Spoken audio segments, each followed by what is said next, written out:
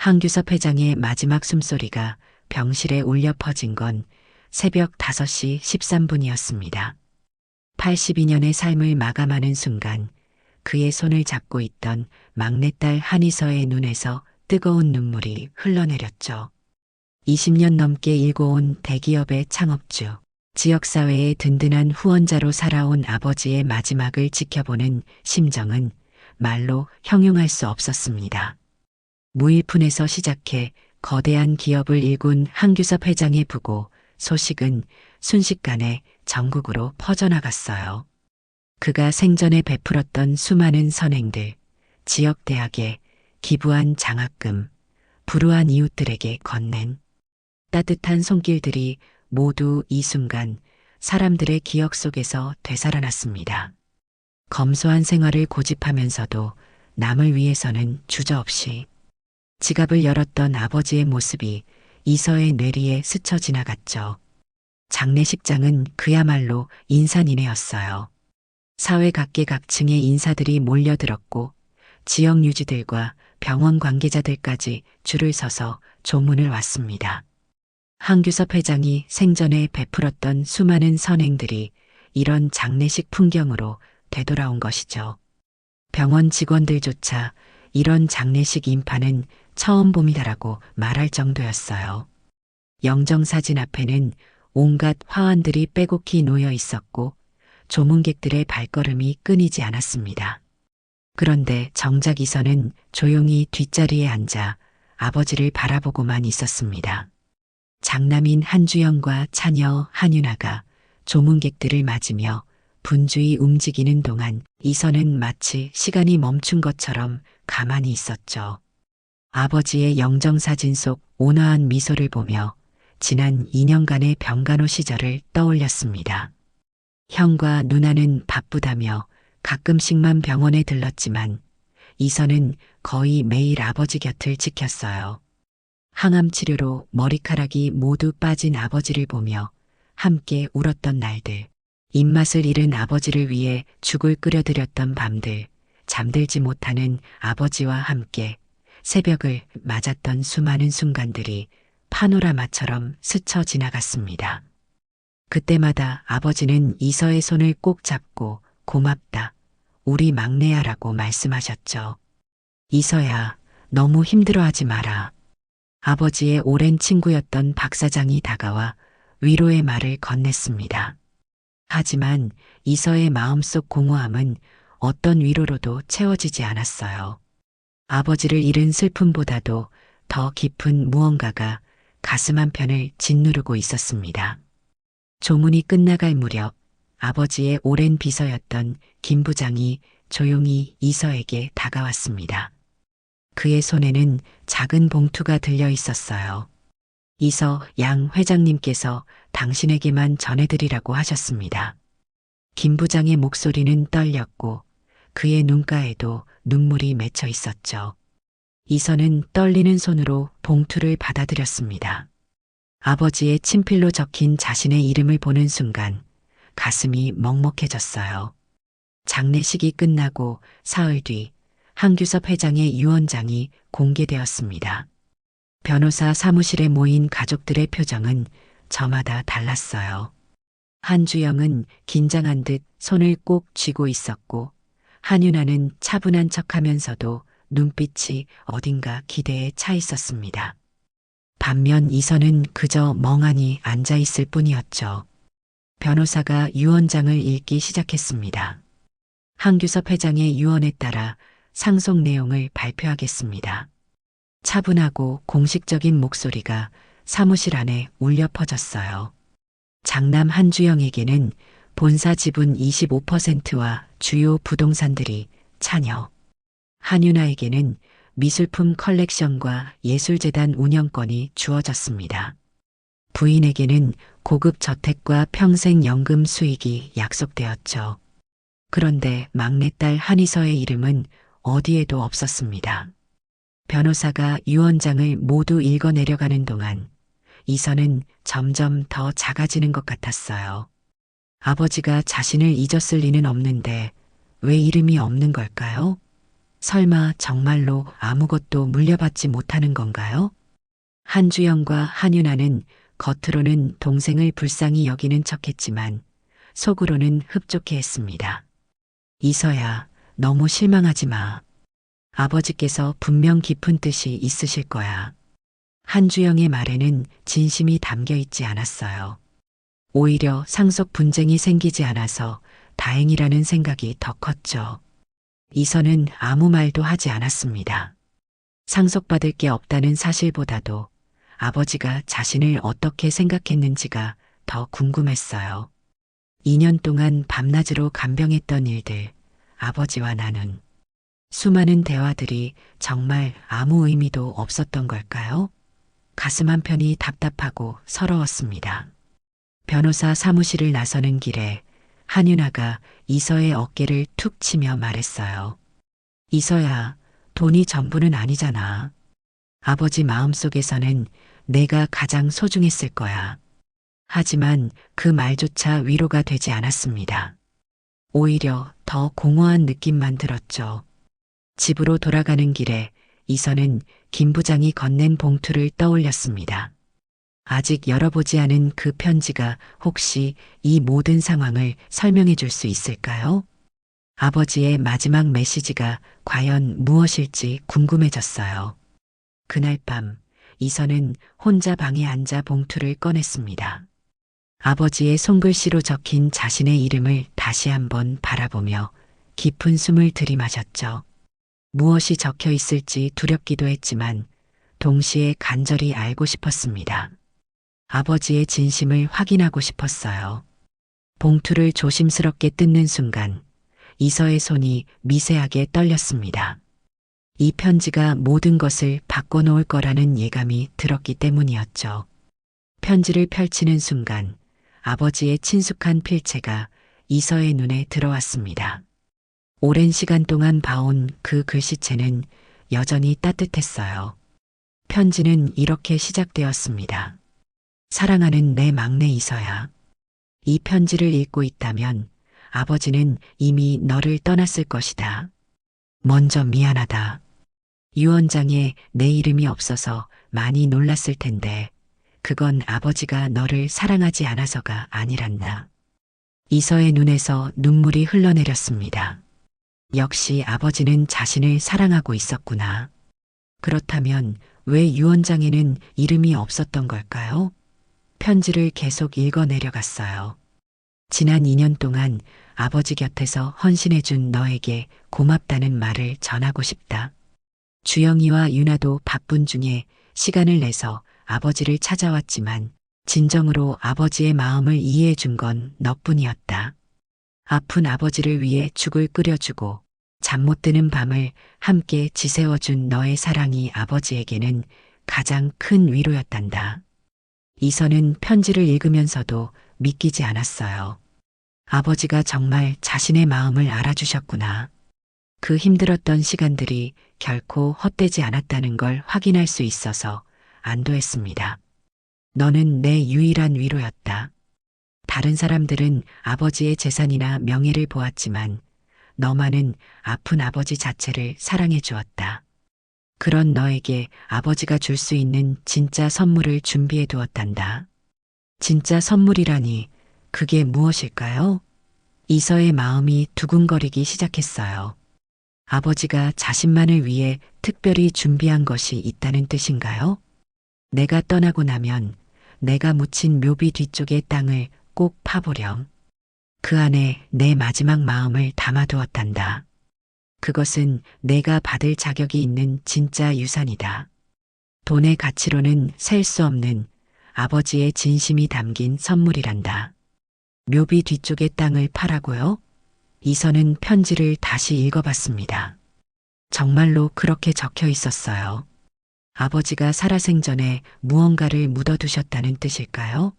도대체 무엇을 묻어두신 걸까요? 이서야, 너는 아버지가 가장 사랑하는 딸이다. 비록 유언장에는 내 이름이 없지만 진짜 유산은 따로 있다는 걸 꼭 기억해라. 아버지의 마지막 선물을 받으러 와줘.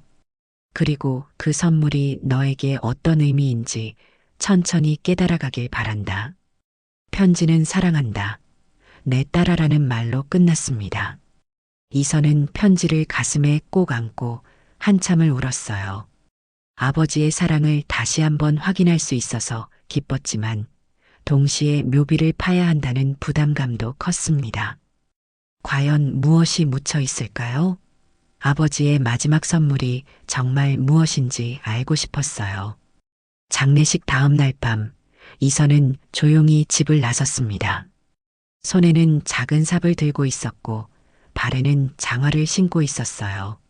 아버지의 편지를 품에 품고 묘지를 향해 걸어가는 길은 어둡고 쓸쓸했습니다. 가로등 불빛이 희미하게 길을 비춰주고 있었지만 이서의 마음은 더욱 불안했죠.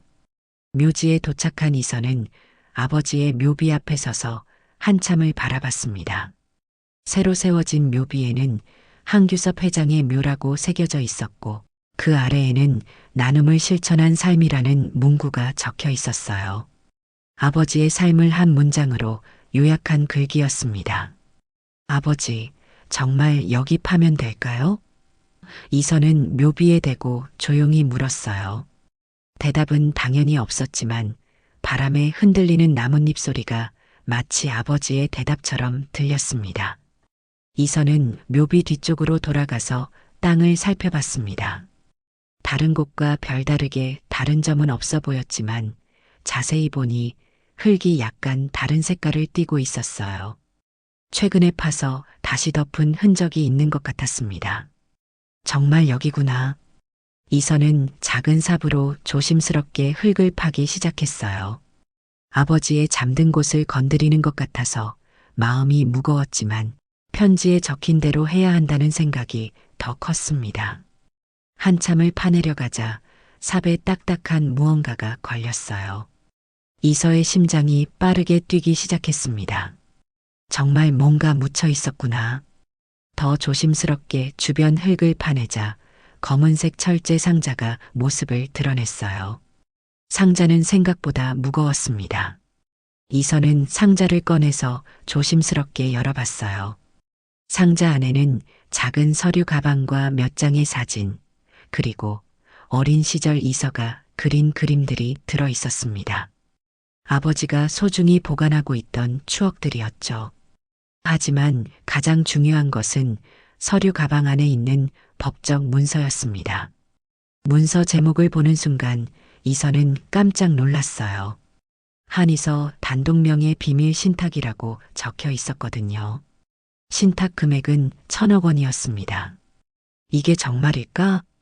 이선은 문서를 다시 한번 자세히 읽어봤어요. 분명히 자신의 이름으로 된 신탁이었고 아버지가 생전에 비밀리에 설정해둔 것이었습니다. 유언장에는 없었지만 이런 방식으로 자신에게 유산을 남겨주신 거였어요. 문서와 함께 또 다른 편지가 들어 있었습니다. 이서야, 놀랐지? 이것이 아버지가 너에게 주고 싶었던 진짜 선물이다. 하지만 이 돈의 진짜 의미를 깨달으려면 시간이 필요할 거다. 이서는 상자를 들고 집으로 돌아왔습니다. 1,000억 원이라는 거대한 금액보다도 아버지의 깊은 사랑을 느낄 수 있어서 더 감동적이었어요. 그날 밤 이서는 아버지가 남긴 또 다른 편지를 읽었습니다. 그 편지에는 아버지의 깊은 철학과 이서에 대한 특별한 사랑이 담겨 있었어요. 이서야, 유산이란 건 단순히 돈을 물려주는 게 아니란다. 줄 자격이 있는 사람에게만 주는 것도 아니고 그걸 지켜낼 마음을 가진 사람에게 남기는 거다. 아버지가 너에게 이 돈을 주는 이유를 천천히 설명해 줄게. 아버지는 편지에서 오래전 일을 회상하셨습니다. 이서가 중학생이었을 때 아버지가 큰 사업 실패로 좌절하고 있던 시절이 있었어요. 그때 어린 이서가 아버지에게 다가와 이렇게 말했었죠. 아빠, 난 돈 안 받아도 돼. 그냥 아빠가 오래만 살아줘. 그 한마디가 아버지의 인생에서 가장 큰 위로가 되었다고 했습니다. 돈이나 성공보다도 아버지 자체를 사랑해주는 딸의 마음이 얼마나 소중한지 그때 깨달았다는 거였어요. 그 말을 들은 순간 아버지는 진짜 부자가 무엇인지 알게 되었다. 세상의 모든 돈을 가져도 가족의 사랑이 없으면 의미가 없다는 걸 말이다. 너는 그때부터 아버지에게 가장 큰 재산이 되어 주었단다. 아버지는 또한 이서가 병간호를 하면서 보여준 헌신에 대해서도 적어주셨어요. 다른 사람들은 아버지의 재산이나 지위를 보았지만 이서만은 아픈 아버지 자체를 돌봐준 거였죠. 암 투병 중에 아버지가 가장 힘들었던 건 몸의 고통이 아니라 마음의 외로움이었다. 하지만 너 덕분에 아버지는 외롭지 않았어. 매일 병원에 와서 죽을 끓여주고 밤새 곁에서 지켜주던 너의 모습이 아버지에게는 천군만마보다 든든했단다. 편지를 읽으면서 이서는 아버지의 마음을 더 깊이 이해할 수 있었어요. 아버지에게 있어서 진짜 유산은 돈이 아니라 사랑이었고 그 사랑을 가장 잘 이해하는 사람에게 물질적 유산도 맡기고 싶었던 거였습니다. 이서야, 이 돈을 받았다고 해서 혼자만 잘 살라는 게 아니다. 아버지가 평생 실천해온 나눔의 정신을 너도 이어가길 바란다. 그래야 이 돈이 진짜 의미를 가질 수 있을 거다. 아버지의 마지막 당부였어요. 단순히 돈을 물려받는 게 아니라 그 돈에 담긴 철학과 정신까지 함께 물려받아야 한다는 뜻이었습니다. 이서는 편지를 다 읽고 나서 아버지의 깊은 사랑을 다시 한번 느꼈어요. 그리고 이 소중한 유산을 어떻게 사용해야 할지 진지하게 고민하기 시작했습니다. 처음에는 이서가 상속 사실을 비밀로 하려고 했어요. 가족들에게 불필요한 갈등을 일으키고 싶지 않았거든요. 하지만 세상에 비밀이 어디 있겠습니까? 점점 소문이 돌기 시작했습니다. 먼저 아버지의 회사 직원들 사이에서 이상한 소문이 퍼졌어요.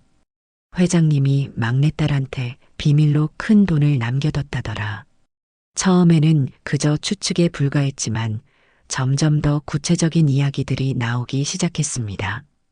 한주영이 처음 이 소문을 들었을 때는 믿지 않았어요. 말도 안 돼.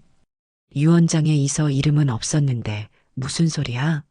하지만 소문이 계속 돌자 의심이 들기 시작했습니다.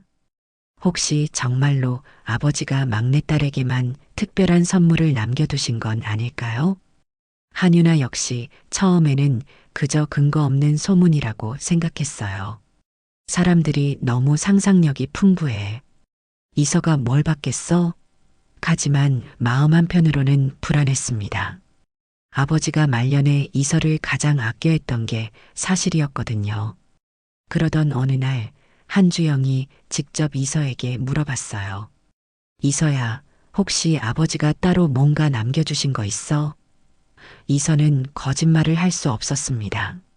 결국 진실을 털어놓았죠. 형, 아버지가 저에게 편지를 남겨주셨어요. 그리고 이서는 망설이다가 신탁에 대한 이야기를 했습니다.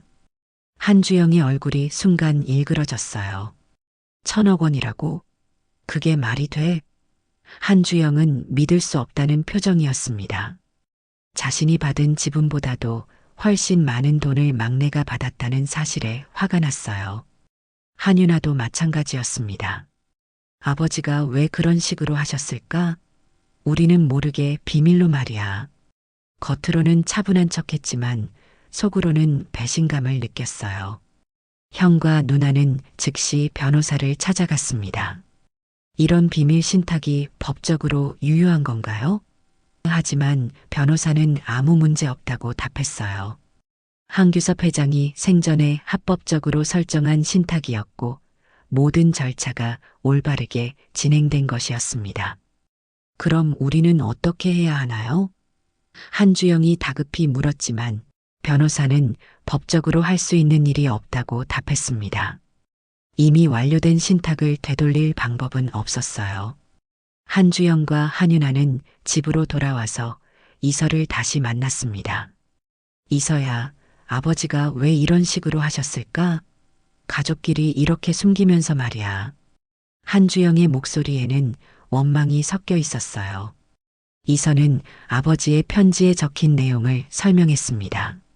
아버지는 저에게 이 돈을 혼자 쓰라고 주신 게 아니에요. 아버지의 정신을 이어가라고 하셨어요. 하지만 형과 누나는 쉽게 받아들일 수 없었습니다. 7장 마이너스 무덤 앞 오열. 며칠 뒤 이선은 다시 아버지의 묘지를 찾았습니다. 가족들과의 갈등 때문에 마음이 복잡했고 아버지와 이야기를 나누고 싶었어요. 혼자서 결정하기에는 너무 무거운 짐이었습니다. 묘비 앞에 앉은 이선은 한참 동안 말없이 아버지를 바라봤어요. 가을바람이 불어와 낙엽들이 묘지 위로 떨어졌습니다. 적막한 공간에서 이서의 마음은 점점 더 무거워졌죠. 아버지, 왜 이런 식으로 하셨어요? 이서는 묘비를 향해 조용히 말했습니다. 형이랑 누나가 제게 화를 내고 있어요. 가족이 이렇게 갈라져도 되는 건가요? 대답이 없는 묘비 앞에서 이서의 눈물이 흘러내리기 시작했어요. 처음에는 조용히 흐르던 눈물이 점점 거세졌습니다. 그동안 참아왔던 모든 감정들이 한꺼번에 터져 나왔죠. 아버지, 정말 보고 싶어요. 이선은 무릎을 꿇고 묘비의 이마를 대며 오열했습니다. 왜 그때 제 이름을 유언장에 적지 않으셨나요? 왜 이렇게 복잡하게 하셨어요?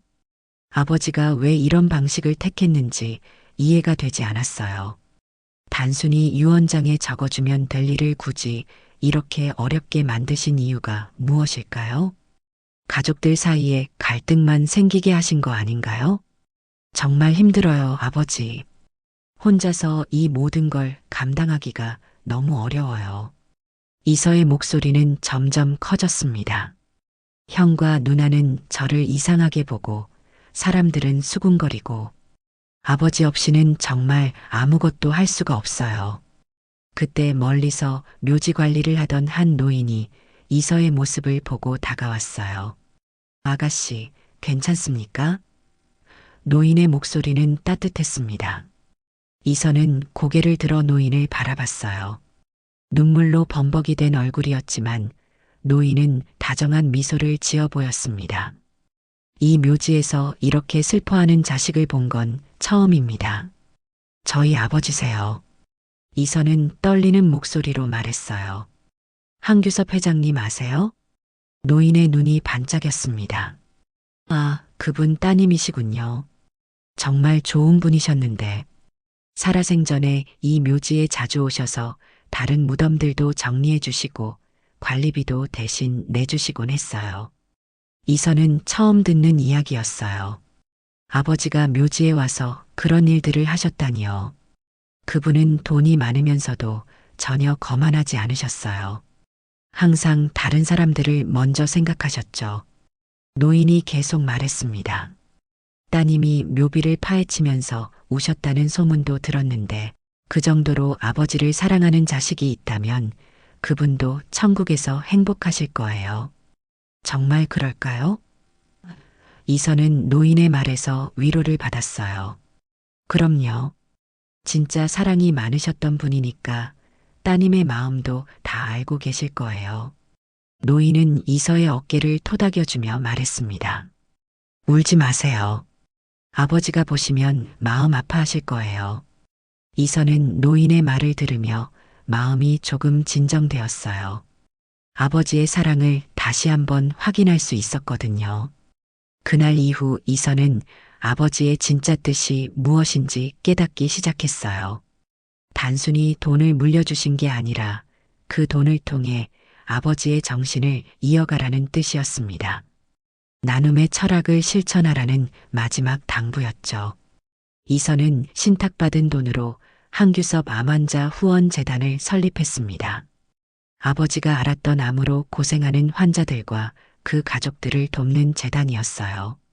아버지처럼 아프고 외로운 이들에게 희망을 주고 싶었습니다. 재단 설립 소식을 들은 한주영과 한윤아는 처음에는 의외라는 반응을 보였어요. 이서가 정말 그 돈을 다 기부하겠다는 거야? 하지만 이서의 진심을 알게 되면서 점차 마음을 바꿨습니다. 아버지가 왜 이서에게만 그 돈을 주셨는지 이제 알겠어. 한윤아가 말했어요. 우리는 받은 유산을 그냥 개인적으로 쓸 생각만 했는데 이서는 다르네. 한주영도 동생의 모습을 보며 반성했습니다. 아버지의 진짜 뜻을 이해한 건 이서뿐이었구나. 우리는 돈만 생각했는데 재단이 본격적으로 활동을 시작하자 많은 암 환자들과 가족들이 도움을 받았어요. 치료비 지원부터 심리 상담, 가족 돌봄 서비스까지 다양한 프로그램을 운영했습니다. 이선은 직접 환자들을 만나며 아버지의 마음을 전했어요.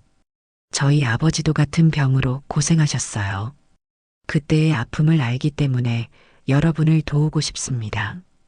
이서의 진심 어린 말에 많은 사람들이 감동했어요. 어느 날 이서는 다시 아버지의 묘지를 찾았습니다.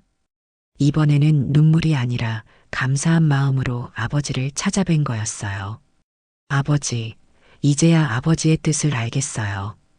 이서는 묘비 앞에서 환하게 웃었습니다. 진짜 유산은 돈이 아니라 사랑이었네요. 그 사랑을 나누는 마음이었구나. 아버지가 남겨주신 편지에는 이런 말씀이 있었어요. 진짜 부자는 많이 가진 사람이 아니라 많이 나누는 사람이다. 이제 이서는 그 말의 참뜻을 이해할 수 있었습니다. 재단 활동을 통해 이서는 진정한 행복을 찾았어요. 돈을 받는 것보다 나누는 것이 훨씬 더 큰 기쁨을 준다는 걸 깨달았습니다.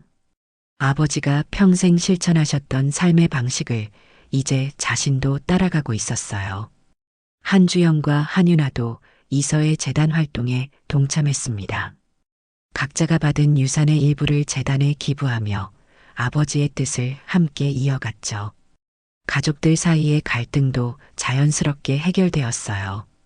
사람들은 유산의 액수만 이야기하지만 진짜 유산은 기억 속에서 자라나는 사랑입니다. 이서는 재단 개소식에서 이렇게 말했어요. 어떤 유서보다 더 깊은 건 자식의 가슴에 새겨진 부모의 말없는 사랑이죠. 아버지 한규섭 회장이 남긴 진짜 유산은 1,000억 원이 아니었습니다. 그보다 훨씬 더 소중한 나눔의 정신, 사랑의 마음이었어요. 그리고 그 유산은 이서를 통해 세상에 더 큰 선물로 돌아오고 있었습니다. 지금까지의 사연 어떻게 들으셨나요? 재밌게 들으셨다면 댓글로 남겨주세요. 추첨을 통해 커피 쿠폰들 보내드립니다. 다음에 더 재밌는 사연으로 돌아올게요. 감사합니다.